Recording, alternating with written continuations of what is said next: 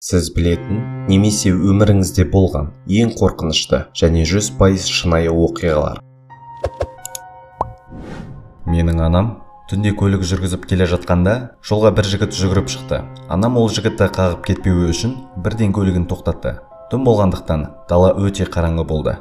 Бір кезде орман ішінен 3 жігіт жүгіріп шығып, көліктің есігін ашпақ болды және көліктің ішіне кіруге тырысты. Бақытымызға орай, анам көліктің барлық есіктерін кілттеп үлгеріп, жақын маңдағы қалаға тез жетіп алды. Сондықтан да көлікке кіргеннен кейін барлық есіктерді жабылып кілттеніп тұрғанына мән беріп жүріңіздер. Егер де анам сол уақытта есіктерді кілттеп үлгермеген кезде, кім біледі, мүмкін анам қазір жанында отырмас еді. Менде осыған ұқсас жағдай болған. Дала жап-жарық, әдемі көшелермен көлікпен кетіп бара жатқан кезім. Жақын жердегі көп көліктер мен көп адамдар үйіліп тұрған жанармай бекетіне тоқтадым. Көлігіме бензин толтырып алып, көлікке отырдым. Кенеттен көлігіме бір бөтен адам кіріп, ештеңе болмағандай отырып алды. Мен алдымен ол қателесіп тұр деп ойладым. Бірақ олай емес. Ол көліктен түспейтін және менен тез арада банкқа барып, ақшамды шешіп, оған әкеліп тастауымды талап етті. Менің ол кезде жасым 21-де болатын. Енді мен қай жерде болсам да, кіммен болсам да, не істеп жатсам да, үнемі көлігімнің есігін кілттеп жүретін боламын.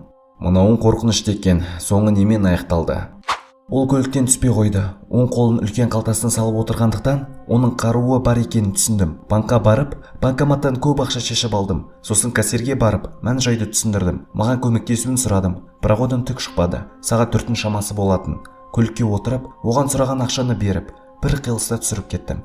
Сол кезде қорыққаннан қайда түсіріп кеткенім де есімде жоқ. Үйге келгеннен кейін бәрін күйеуіме айтып бердім. Сосын біз полиция шақырдық. Мен оларға қай қиылыстан түсіріп кеткенімді есімде болмағандықтан айта алмадым, бірақ түрі есімде қалыпты. Сипаттап бердім. Одан кейін бірнеше жылдар өтті, бірақ ол әлі ұсталмады. Мен бұл оқиғаны қорқынышты емес, бойға үрей тудыратын жағдай деп айтар едім. Менің анамның құрбысының кішкентай үйі болатын және ол үйде жалғыз тұратын еді. Уақыт өте келе, оның үйінде түсініксіз жайттар орын ала бастады. Сақтап қойған сорпасы әдеттегіден тез таусылып қалады. Тоңазытқыштағы жұмыртқалары жетіспейді. Сүлгілерді пайдаланбаса да, оларды қоқыс жәшігінен байқайды және ыдыс жуғыш машинадан ол пайдаланбаған артық ыдыстарды көре бастайды. Бұл жағдай айлар бойы жалғасады және ол тек ұмыт шағымнан болар деп жүреді. Бір күні ол үйдің шатырынан бір дауыстар естиді және бірден сол жаққа барады. Барса, шатырдан біреудің шағын баспана құрып алғанын, кішкентай радио, тамақ жасайтын плита, ұйықтайтын жер, жастық және тамақ қалдықтарын көріп қалады. Ол бірден полиция қызметкерлерін шақырады. Полиция қызметкерлері тез арада жетіп келеді. Сол сәтте олар үйдің шатырына ағаш арқылы өрмелеп кіріп бара жатқан бомжды ұстап алады. Бомж күн сайын үйдің үстіне ағашпен өрмелеп шығып жүрген екен. Ол әйелдің жұмысқа кеткенін күтіп, күнде баспалдақ арқылы кухняға түсіп, тамақтарды және өзіне керек заттарды алып кетіп жүріпті. Ең қызығы, полиция қызметкерлері бомжды ұстағаннан кейін үй иесі мен бомж танысып алып, бір-бірін жақсы тани бастаған. Бомж жігіт шын мәнінде өте сыпайы, жақсы жігіт болып шығады. Тек қана өмірде жолы болмапты. Әйел ол жігіттің үстінен арыз жазудан бас тартып, оның орнына ол жігітті үйіне кіргізіп, оның жұмысқа тұруына көмектеседі. Қорқынышты жағдайдың соңы қуанышқа орай жақсы аяқталған екен. Мен 4-ші сынып оқып жүргенімде, 1-ші сыныптың балаларына дұрыс жазуды, дұрыс оқуды үйрету үшін қосымша сабақтар болатын. Мен 6 жастағы, сары шашты, тұйық, құстардың суретін салғанды ұнататын Камерон Белл атты кішкентай баланы оқыттым. Бір күні таңертең мектепке келгенімде, сынып жетекшінің жылап тұрғанын және жанында полиция қызметкерлері тұрғанын көрдім. Кейін біз қоңыраудан келгеннен кейін сынып жетекшіміз Камеронның белгілі бір себептермен қайтыс болғанын айтты. Сабақ біткеннен кейін мен үйге асығып бардым. Сол кезде Камеронның анасы бірнеше жыл бұрын қайтыс болғандықтан, әкесі оны көтере алмай, баласы мен анасының басына барып, ең алдымен баласын, сосын өзін мылтықпен атып өлтіргенін білдім. Камеронның өлімі туралы, жастай ештеңе көрмей кеткені туралы ойласам, денем түршігеді. Мен оның жаман жазуларын және салған суреттерін сағынып кеттім. Ол оқиғадан кейін 9 жыл өтті, бірақ оның балалық күлкісі әлі күнге дейін маған маза берер емес. Менің Лиел есімді кішкентай танысымен осыған ұқсас жағдай болған. Ол мен кездестіргендердің ішінде ең сүйкімді, тәп-тәтті 9 жасар қыз болатын. Мен оны көп қарадым, оны көп ойнаттым және ол тәтті қыз маған қатты ұнайтын еді. Негізі мен балаларды аса ұнатпайтынмын, бірақ Лиел мен үшін ерекше сүйкімді қыз болды. Бірнеше күннен кейін оның әкесі кішкентай қызын да өзін де өлтіріпті. Ол жайлы мен анамнан естідім. Біз қатты жыладық, сене алмадық. Шамасы, Лиелдің ата-анасы араларындағы қиын ажырасуды басынан өткізген және әкесі оған шыдай алмаған. Лиел, мен сені қатты сағындым. Шамамен 11 жасымда менің басымнан бір сұмдық жағдай өтті. Түнгі сағат 3-тің кезі мен біртүрлі дауыстардан оянып кеттім. Көзімді ашсам, бір үлкен еркек төбемнен қарап тұр. Менің мұрным мен аузымды бір қолыммен жауып, маған төсектен тұруымды және дауыс шығармауымды талап етті. Мен жерге домалап түсіп, барынша айғайлауға тырыстым. Ана менің даусымды естіп, жүгіріп бөлмеге келді. Әлгі еркекті көріп айғайлап, оны ұра бастады. Ол анамның даусынан және ұрғанынан қорыққаны сонша, өзі кірген терезеден қайта секіріп кетті. Сол қалпы оның кім екенін, не үшін келгенін, не қалағанын біле алмадық. Саған ештеңе болмағанына қуаныштымын. Анаң да мықты кісі екен. Сенің анаңды жанағы ұзын үлкен жексұрын еркекке барып, ұзын тырнақтармен бетінен тырнап, кішкентай жұдырықтармен ұрғылап, «Әй, кет менің баламнан!» деп айғайлағанда елестетіп отырмын. Рахмет, иә, примерно солай болды ғой. Менің ағамның бұрынғы қызының 2 әпкесі болған. Бір күн олар кіші кезінде тығылыспақ ойынын ойнайды. Екеуі үшінші адамнан жасырыну үшін бір сандықтың ішіне тығылады. Сол сандықтың сыртқы құлпы жабылып қалып, екеуі сонда қамалып қалады. Өкінішке орай, екеуі сол жерде тұншығып қайтыс болған екен. Өте сұмдық жағдай, әсіресе мен үшін. Өйткені ағам екеуміз кішкентай кезімде өлім аузынан аман қалғанбыз. Оның кішкентай төсегі бар еді. Оны біз қабырғаға қарай итеріп, соның астына тығылып, қараңғыда ойнаймыз деп шештік. Біраз уақыттан кейін ол жер өте ыстық болып, ауа жетіспей кетті. Жарты сағаттан кейін біз демалуымыз қиындап жатқанын түсіндік. Басымыз айналып, сол жерде тұншығып қала жаздадық. Өте қорқынышты болды. Соңында біз төсекті біртіндеп итеріп, қуанышымызға орай аман-есен шықтық. Менің тәтем 16 жасында азық-түлік дүкенінде жұмыс жасады және оның 30 жас шамасындағы бастығы болатын. Бір күні түнде бастығы тәтеме хабарласып, тәтеме айтатын әңгіме барын, үйден шығып оған келуін сұрайды.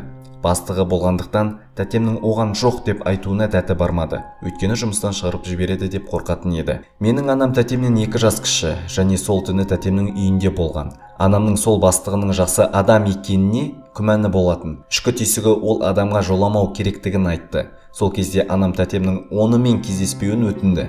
Қуанышқа орай, ол анамды тыңдап, бастығына қайта хабарласып, жоқ деп бас тартып келмейтінін айтты. Ол тәтемнің сөзіне жынданып, ақыр соңында басқа бір қызға хабарласып, үйіне шақырыпты. Ешқандай күдігі жоқ, сеніп үйіне келген қызды ол бірнеше рет ұрғылап, сорлап тастаған екен. Ол қыз бақытқа орай аман қалып, оның үстінен арыз жазып, түрмеге отырғызған. Бұл жағдай ол қыздың басынан өткені өте өкінішті. Сондықтан әрдайым ішкі түйсіктеріңе, интуицияларыңа сеніп жүріңдер.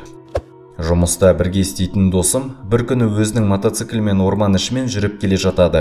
Бір адам сол орман ішіндегі 2 ағаштың ортасына трос іліп кеткен екен.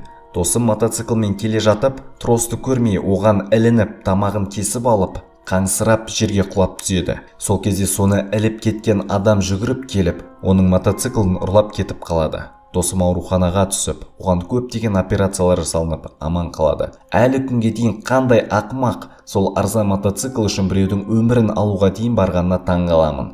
Менің әжем балаларды жек көретін. Оның ішінде мен де бармын. Ол өзінің бақшасына балалар велосипедпен кіріп кетпес үшін, кіріп кететін болса, ілініп қалсын деп, бақшаның алдындағы 2 ағаштың ортасына алыстан көрінбейтін сым іліп қоятын. Ол басқа адамдар үшін есінен алжыған әже болған шығар, ал біз үшін қорқынышты әже болды.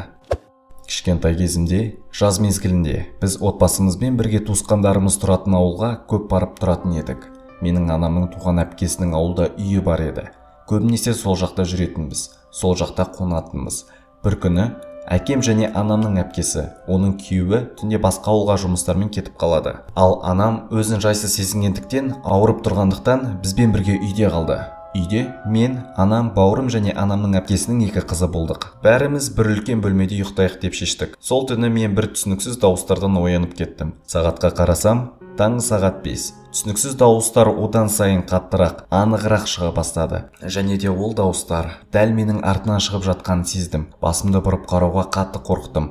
Ақыр соңында тәуекел жасап басымды бұрып қарасам, терезеден бір ер адамның қолын байқадым. Анығырақ қарасам, ол терезедегі торды алып, үйдің ішіне кіруге тырысып жатыр. Мен қорққаннан басымды ары қаратып жатып алдым, қозғалмай жаттым. Бір кезде ол адам торды бұзып терезеге мінді. Менің жүрегім сол сәтте қатты соға бастады. Перденің ашылған дауысы естілді. Болды, өлген жерім осы шығар деп ойладым. Өйткені терезеге ең жақын жатқан мен едім. Бір кезде дауыстар естілмей тыныш болып қалды. Басымды бұрып қарауға қорықтым. Ол үйге кіріп алып маған қарап тұрған болар деген ойда болдым. Біраз уақыттан кейін ақырын қарасам, ешкім жоқ. Тіпті ештеңе болмағандай, перде жабылған күйінде тұр. Мүмкін түсім шығар, ондай дауыстарды бөлмеде тек мен ғана есту мүмкін емес деп өзімді жұбаттым. 10 минут өткен соң кенеттен анамның әпкесінің бір қызы маған қорыққан даусымен «Сен де оны естідің бе?» деді. Әлі күнге дейін оның кім екенін біле алмадық. Бұл оқиға мен үшін өмірімдегі қорқынышты оқиға болды. Жанармай бекетінде кешкі сменада тіркеу бөлімінде жұмыс жасап жатқан кезім. Алыстан бір адамның үсті басы қан болып, ес-түссіз құлап қалатын жағдайда келе жатқанын көріп қалдым. Оған көмектесу үшін ол адамға жүгіріп келіп, жағдайын сұрадым. Оның басы жараланған екен және сөйлей алмайтындай шамада тұр. Мен жақын маңнан ешқандай жол апатын көрмедім. Сондықтан ол бір жерден құлап, басын жаралап алған болар деп ойладым. Негізі біздің жұмысқа қандай жағдай болмасын, біз тіркеу бөлімінен ешқашан кетпеуіміз керек. Бірақ мен ол адамды көріп, жұмыс орнынан тұра салып, жүгіріп, жедел жәрдем мен полиция қызметкерлерін шақырдым. Олар тез арада жетіп, оны больницаға алып кетті. Олардың айтуынша, оның бас сүйегі сынған болу керек. Мен өз жұмысыма оралдым. Бірнеше сағаттан кейін полиция қызметкерлері мен жаққа келе жатқанын байқадым. Маған келіп, 2 сағат бұрын жаңағы жігіт бір кішкентай қызды терезеден көріп, сол терезеден ол қызды зорлау үшін кіріп бара жатқанда, қуанышқа орай анасы жанында болып, оның басын бейсбол таяғымен ұрғанын және ол жігіт көп кішкентай қыздарды зорлағаны және көп аймақтарда адам өлтіргені үшін іздеуде жүргенін айтты. Мен енді түнде ешқашан тіркеу бөлімінен далаға шықпаймын. Менің әкем және оның бірнеше достары ішіп, мас болып, ауылда көп көлік жүрмейтін жолда жүк көлік айдап көңіл көтермекші болды. Дала ештеңе көрместей қап-қараңғы, түн болатын. Олар жас баладай жүк көлігін барынша қатты жылдамдықпен жүргізіп, жолда шулап, күліп келе жатты. Менің әкем басқа достарына қарағанда қатты мас болмады және жолдан түсіп қалуын сұрады. Олар жолдың шетіне тоқтап, әкемді және тағы бір досын көліктен түсіріп кетті. Әкем мен жанындағы досы ауылға қарай бет алды. Ал жүк көлігінде қалған үшеуі жоғары жылдамдықпен айдап кетті. Әкем мен досы көліктен түскен жерден шамамен 1 километр жерде үлкен бұрылыс болатын. Түн болғандықтан жүк көлігіндегі достары ол бұрылысты көрмей байқамай қалыпты. Қатты жылдамдықпен барып бір ағашқа соғылды. 2 досы сол жерде қайтыс болды, ал үшіншісі соғылған жерден жақын үйде дәрігер тұрғандықтан бірінші көмек көрсетіп аман қалды. Аман қалған досы аяғынан, бір қолынан айырылып, инвалид болып қалды және 8 ай бойы ауруханада ауыр халде жатты. Бұл 1960 жылдары болған оқиға. Сондықтан медицина ол кезде қатты дамыған еді. Мен бұл оқиғаны әкемнен бірінші рет естіген кезде, әкемнің сол жүк көлігінде қалып, сол достармен бірге қайтыс болуына жақын қалғанын, бір өлімнен аман қалғанын ойлап, денем түршігіп кетті. 10 жыл бұрын біз үлкен ауылда тұрдық. Үйдің ауласында бақша, құдық және көлік қоятын гараж болатын. Сол үйде тұрып жатқан кезде біз аула жақтан біртүрлі түсініксіз дауыстар еститінбіз. Мысалы, бауырым екеуміз жалғыз үйде қалғанда, аулада біреудің жүргенін, қардың сықырлаған дауыстарын, түнде далаға шыққан кезде біреудің құдықтың жанында бізге қарап тұрғанын, ешкім үйде темекі шекпесе де, гараждың ішінен темекінің қалдықтарын байқайтын едік. Бір күні әкем түнгі сменада болған кезде, үйде анам, мен және бауырым үшеуміз қалдық. Бір сәтте есікті біреу қатты тоқылдатты. Кімсің десек үндемейді. Бірнеше минут бойы тоқылдатты. Кім екенін қарауға, ашуға қорықтық. Біраз уақыттан кейін тынышталып қалды. 2 сағат өткен соң әкем үйге келді. Қарасақ қолында ұзын сым ұстап тұр. Сырттарынан есікті біреу қамап кетіпті деді. Біз одан сайын қорқа бастадық. Содан кейін біз басқа қалаға көшіп кеттік. Сол қалпуының кім екенін, не мақсатпен біздің ауылда мекендейтінін біле алмадық. Видеоны соңына дейін көргендеріңізге үлкен рахмет. Видео астындағы комментарийге өзіңіздің басыңыздан өткен қорқынышты жағдайды жаза кетіңіз. Алдыңғы видеоларды қарап, жаңа видеоларды жіберіп алмаңыздар. Келесіде көріскенше.